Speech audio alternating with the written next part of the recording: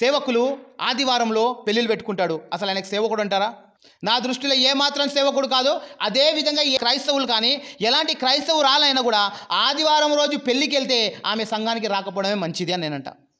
ఎందుకంటే మనకు ఆదివారం చర్చిల కన్నా ఎక్కువ ఇంపార్టెంట్ ఏంటిదంటే పెళ్ళిలే. బుద్ధిహీనుడు ఎవరైతే ఆదివారం రోజు పెళ్ళిళ్ళు పెడతాడో, దేవునికి ఇవ్వాల్సిన సమయము పెళ్ళికి ఇస్తావా?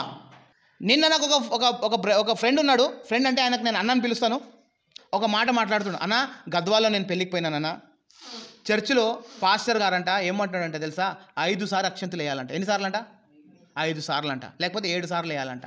ఈ లెక్కలా? ఇలాంటి లెక్కలా? దేవుని సేవకుడు ఇలాంటి దిక్కుమాలిన లెక్కలు చెప్తా ఉంటే ఆయన సేవకుడు అవుతాడా? మూఢనమ్మకాలతో బ్రతుకుతున్నాము. సేవకులు కూడా మూఢనమ్మకాలతోనే బ్రతుకుతున్నారు. ఏదో అపశకునము, ఏదో జరిగిపోతుందేమో, ఏదో అయిపోతుందేమో, అంతేనా? మనలో లేరా చాలా మంది? ఎవడైనా పోతే ఆచ్యం తుమ్మిడి అనుకో ఏమంటాం